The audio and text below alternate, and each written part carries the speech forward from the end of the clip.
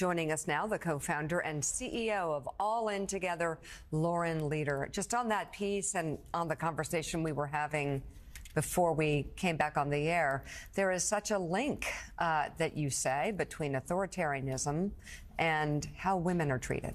One of the activists who's helping to animate the Iranian protests from afar said that the hijab is the Berlin Wall. When it comes down, the entire system crumbles. And what Iranian women understand is that their fight for their rights and equality, their human rights, is also ultimately a fight for democracy in Iran.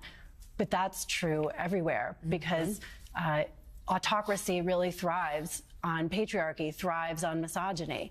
And you see that all around the world. And yes, we do see that here in the United States, that so many of the folks who are election deniers, who have supported the January 6th insurrection, are also people who demonstrate incredible tendencies towards misogyny towards women. I mean, Herschel Walker being the latest one. It's not an accident that the same man who held a gun to his wife's head is also somebody who supports Trump and refuses to acknowledge the election. That's true around the world, that strong men thrive on patriarchy. And the backdrop to that candidacy is women losing the right to an abortion for the first time in 50 years. Absolutely.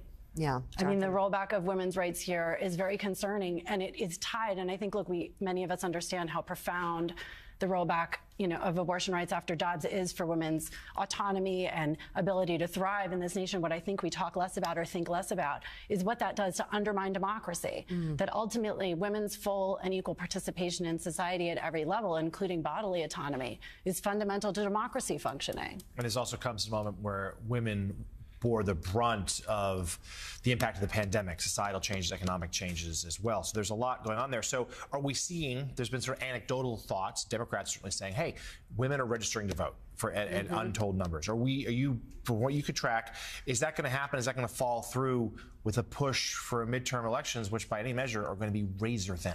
Right. And I've talked a lot here on the show about our polling around this and how galvanizing the Dobbs issue has been for women. And obviously, of course, the Kansas vote as a potential bellwether. The polls continue to show that abortion is not the top issue for voters. The economy continues to be. But in places around the country where there are very thin margins, where the turnout of independent women, just even a marginal increase in the turnout of younger women, of black voters, that can have a hugely transformative effect on the outcomes of the election. So I do think, and our polls continue to show this, that this is a transformational issue in American politics, as it should be. And the thing that speaks to me from what you are saying is I'm hearing it both in the faith community and the black community, misogyny becoming more acceptable. I literally have black men calling my radio show saying, well, we've got enough black women in power. Ketanji Brown Jackson's in the Supreme Court.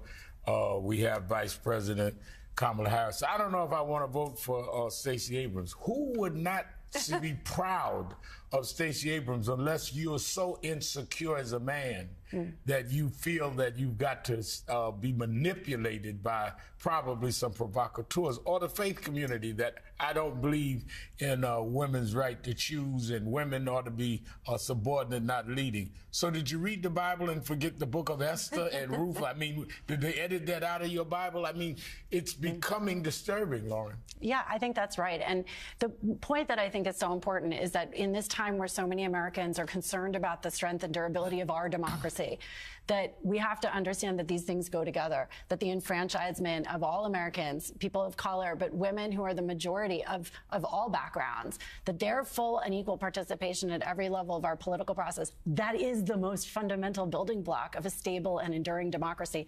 We see it in Iran. We know it to be true in Afghanistan and everywhere around the world where women's rights have been repressed. Those are the most repressive regimes for democracy for all. And that is true here too. Joe. Yeah, Lauren, thank you so much. I greatly appreciate it.